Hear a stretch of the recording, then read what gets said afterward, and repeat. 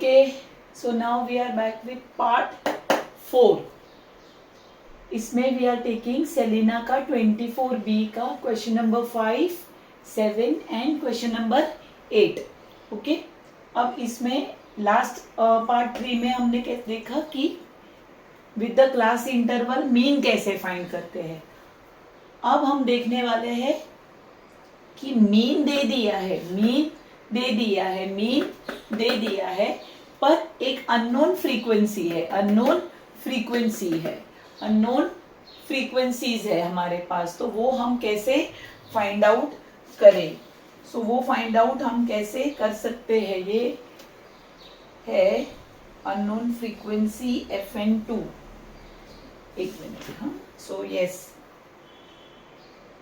Let's start with question number 5. Question number 5 है हमारे पास class interval 0 to 10. सो इसमें हमारा क्लास मार्क क्या आ जाएगा बच्चे लोग. क्लास मार्क क्या होता है, एग्जैक्ट मिड नंबर ना.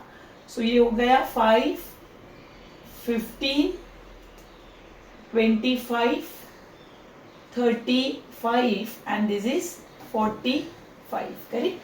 अब fx क्या हो जाएगा, 8 5 40, 22 इंटू 15, 22 इंटू 15, ये क्या हो जाएगा 330. क्या हो जाएगा 330. अभी 25 into 31, 25 into 31. See all the calculations also I am doing right in front of you all. So 25 3 75. तो ये हो गया 775. अब 35 multiply by this unknown frequency. तो इससे हम डालेंगे 35 multiply by f. 45 2 90. Okay, so now हम लोग फाइंड आउट करेंगे कि टोटल फ्रीक्वेंसीज हमारे पास कितनी है. 22 प्लस 8 30, 30 प्लस 31 61, 61 प्लस 2 63 और ये प्लस f. करेक्ट. अब इसमें भी 35f को छोड़कर we will be adding the remaining. So this will be 370. 370 में हमें 775 एंड 90 को जोड़ना है. करेक्ट. सो 7 is 21, 22, 23, 10 और ये 12. तो ये हो गया 1 2 3 5 प्लस 35f. ये क्या है हमारा समेशन ऑफ fx. अब हम लोग नॉर्मल हमारा मीन का फॉर्मूला डाल देंगे, बट इस बार सिर्फ ये है कि हमारे पास हमारा मीन गिवन है. मीन क्या है 21 1/7, मतलब कि 21 7 147, 147 प्लस 1 148 अपॉन 7. और यहाँ पर ये 1235 plus 35f upon 63 plus f. अब इसे कैसे हैंडल करते, we do cross multiplication. We go for cross multiplication. So ये हो जाएगा 63 plus f is equal to 7 1235 plus 35f. ये समझ में आ रहा है बच्चे लोग. Are you able to get this calculation. Okay, अब हम क्या करेंगे 148 को 63 से मल्टीप्लाई करेंगे, 148 को f से, इसको इससे और इसको इससे. सो 148 इंटू 63 कैसे होगा, 8 3 24, 4 3 12 प्लस 2 14, 3 1 3 प्लस 1 4, 8 6 48, 6 4 24 प्लस 4 28, 6 1 6 प्लस 2 8. सो ये हो गया 9 3 2 4 प्लस 148 f.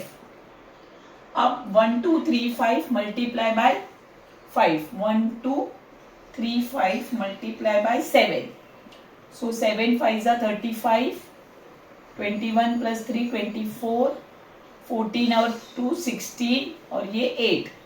करेक्ट. 8 6 4 5 और 35 इंटू 7, 35 इंटू 245f, करेक्ट। अब हम एफ को एक साइड पे रखेंगे, नंबर्स को एक साइड पर। तो अभी 9324 minus 8645 is equal to 245f minus 148f। अब 9324 में से हमें क्या निकालना है, 8645। सो ये हो जाएगा 9, ये हो जाएगा 7 और ये हो जाएगा 6। सो 679 इज इक्वल टू 245 में से 148 को निकालना है, करेक्ट।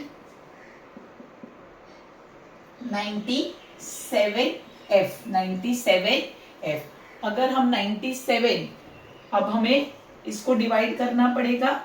अब आप देखो यहाँ पर 9 है, यहाँ पर 7 है, तो आई कैन ट्राई 7 ज़ा, क्योंकि फिर 49 के हिसाब से 9 आ सकता है। 9 7 ज़ा 63 प्लस 4 67। तो ये आंसर हो जाएगा 679 upon 97 is equal to F. तो एफ आ गया हमारा 7। समझ में आया? Are you getting? यहाँ पे कैलकुलेशंस ही बहुत इंपॉर्टेंट है, इसके लिए ये कैलकुलेशन अच्छे से समझना, इसे अच्छे से करना। एग्जाम में भी ये सारे कैलकुलेशन आपको रफ वर्क में राइट साइड पे कर सकते हो, या नीचे पेपर को थोड़ा डिवाइड कर दो, ऊपर आप अपना करो और नीचे यही सारे कैलकुलेशन नीचे करो, ताकि नीचे से ऊपर जाना आसान है। कई बार बच्चे लोग क्या करते हैं, रफ वर्क को लास्ट पेज में जाके करते हैं या हाथ में करते हैं, है ना। ये सब मत करो, क्योंकि इसमें एक तो बोर्ड अलाउ नहीं करता, ICSE board does not allow all this thing, and secondly हाथ में करने से और फिर उसमें करने से कई बार आप छोटा छोटा लिखते हो जब आप घर पर करते हो। चलो एग्जाम नहीं है, घर पे कर रहे हो, हाथ में कर रहे हो, ये भी गलत है, क्योंकि तो chances of making errors will increase. तो हो सके तो थोड़ा क्लियरली करो, थोड़े नंबर्स को बढ़ा रखो, ताकि आप जो कर रहे हो आपको वो सही से दिखे, ठीक है। सो यहाँ पर हमें आंसर मिल गया है, हमारा फ्रीक्वेंसी क्या मिल गई है, 7। क्या मिल गई है, 7। सो this is the answer for this part, question number 5। अब हम चलते हैं क्वेश्चन नंबर 7। सेम तरीके का एक क्वेश्चन मैंने और एक लिया है कि अगर इसमें और इसमें अगर आप देखो सिर्फ नंबर्स बदल गए हैं, बाकी चीजें सही वही है। यहाँ पर f के जगह पर उन्होंने p दे दिया है, दैट्स इट, ओके। तो यहाँ पर वापस से हमें क्लास मार्क लेना पड़ेगा। मीन दे दिया है 54, तो इसका 0 और 20 के बीच में 0 प्लस 20 20 को डिवाइड बाई 2 करोगे तो 10। वैसे यहाँ पर हो जाएगा 30, यहाँ पर 40 और 60 के बीच में 50, 60 और 80 के बीच में 70, 80 और 100 के बीच में 90। अब इसको मल्टीप्लाई करोगे तो 70 30f 500 630 और 39 1170। तो ये हो गया। अब हमें समेशन ऑफ f करना है, मतलब हमारी फ्रीक्वेंसीज को ऐड करना है, पर इसमें हमारे पास ये नहीं है, तो इसे प्लस p कर दो, ये जब मिलेगा तब देख लेंगे। तो 7 और 10 क्या हो गया, 17, 17 और 13 हो जाएगा 30, 30 और 9 39, ओके। तो ये हो गया समेशन ऑफ f। अब समेशन ऑफ एफ एक्स क्या होगा, 30f को काउंट नहीं करना है, you don't have to count 30f। तो देखो 630 और 70 हो जाएगा 700 और 500 1200, 1200 में आप 117 को जोड़ दो, 11, ये हो जाएगा आपका 2370। क्या हो जाएगा, 2370 प्लस 30f, क्या हो जाएगा 30f, ओके। अब हम लोग हमारा फॉर्मूला करते हैं। क्या करते हैं, फॉर्मूला क्या है, फॉर्मूला सेम दिस फॉर्मूला। तो अभी हमारा जो मीन है वो क्या है 54, ओके। ये सेम फॉर्मूला हम इधर लिखेंगे, 54 upon summation of F x, मतलब 2370 प्लस 30f, ओके। और उसको हम करेंगे डिवाइड बाय 39 प्लस p। यहाँ पर हमने क्या किया था, क्योंकि यहाँ पर नीचे भी नंबर था, यहाँ पर नीचे कोई नहीं, मतलब 1 है। अब इसको इसके साथ और ये इसके साथ, तो 54 और 39 plus P is equal to 2370 plus 30F, correct. अब 54 इंटू 39 आप करिए, देखो क्या मिल रहा है। 9 4 जा 36, 9 5 जा 45 प्लस 3 48, 4 3 जा 12, 5 3 जा 15 प्लस 1 16। ठीक है, ये थोड़ी सी जगह है जहां पर आपको थोड़ा सा ध्यान रखना है मल्टीप्लीकेशन में। 54 एंड P, 54 P, ठीक है। अब ये मैं रब करती हूँ। नाउ यू कैन सी ये है 2370 प्लस 30F। अब मैं 30F को इस तरफ लेके जाती हूँ और इसको इस तरफ, इसे बोलते हैं transposition. Okay, I am changing the positions of the my numbers on both the side. अभी ये 30 P हो जाएगा ना, इधर मैंने सॉरी F लिख दिया, P है तो यहां पर भी P हो जाएगा। ओके, ये P इंटू 30P, सो यहां पर 30P आ जाएगा समेशन में। सो नाउ 2370 माइनस 2106, तो ये हो जाएगा 24P इज इक्वल टू, अभी इसको माइनस करके देख ले कितना आ रहा है। ठीक है, so this is 4 6 and 2 264, what we are getting is 264। अब P हो जाएगा 264 डिवाइडेड बाय 20, तो 24 1 जा 24, इधर से 2 बचा 4, 24 1 जा 24, तो आपको P क्या मिल रहा है बच्चे लोग? 11। क्या मिल रहा है? 11। Are you getting? तो ये दोनों सम्स मैंने इसलिए रखे क्योंकि दोनों सेम ही है, क्योंकि एक ही फ्रीक्वेंसी अननोन है, इसी फ्रीक्वेंसी को उन्होंने यहाँ पर P दिया है, तो the method is the same. We will go with the class mark first, फिर fx डायरेक्ट मेथड यूज किया है, इनको ऐड किया है, फ्रीक्वेंसीज को ऐड किया है, बट इस बार मीन अवेलेबल है, और summation of fx upon summation of f, और फिर कैलकुलेशंस जो मैंने आपके सामने किए हैं। ठीक है, now the next question is question number 8 of your text book. ये क्वेश्चन थोड़ा सा गलत कॉपी हो चुका है, तो I will just change the question. ये है 0 to 20,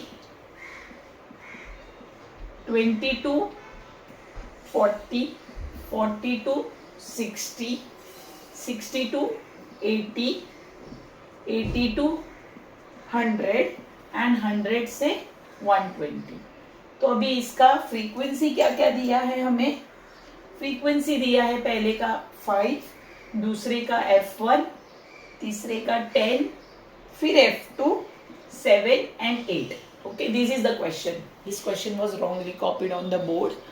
Okay, so now again we find a class mark. Class mark क्या है? इन सब का बीच वाला नंबर, तो 0 से 20 का बीच वाला नंबर है 10, 20 से 40 का 30, इधर 50, इधर 70, इधर 90 and here 110. Okay, so now we are going to find out. आपको अगर डायरेक्ट मेथड करना है तो डायरेक्ट भी इधर कर सकते हो, क्योंकि काफ़ी इजी है मल्टीप्लिकेशन, तो हम वेस्ट नहीं करेंगे इसमें टाइम, हम डायरेक्ट fx फाइंड कर देंगे। क्या कर देंगे? Direct fx। अब यहाँ पर एक चीज नोटिस करने लायक क्या है कि उन्होंने मीन तो दे ही दिया है, पर साथ में और एक चीज दे दी है कि सम ऑफ ऑल फ्रीक्वेंसीज, मतलब सारों को ऐड करके आपको मिलना चाहिए 50। तो हम लोग अगर ऐड कर रहे हैं तो हमें क्या मिल रहा है? 5 + 10 15, और ये भी 15, 15 and 15 30, तो हमें मिल रहा है 30 प्लस F1 प्लस F2। ये हो गया टोटल, इन्होंने जो दिया है 50, इधर से मैंने लिया ये वाला 50। Are you see? This 50 is the sum. तो ये ऐसा एक सम मैंने अनग्रुप्ड डेटा के लिए भी किया था, F1 F2, तो 50 में से ये 30 जाएगा तो क्या हो जाएगा? 20, करेक्ट। अब ये हम एक F1 लिख देंगे, क्या मिलेगा इसकी वजह से हमें 20 minus F2।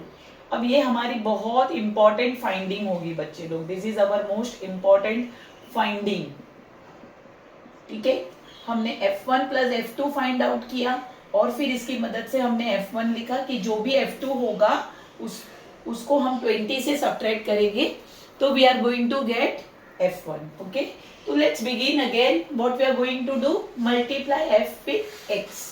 So this is 50, 30 into F1, 500, 50 into 10, 70 into F2 will be 70, F2, this is 630 and this is 880, है ना।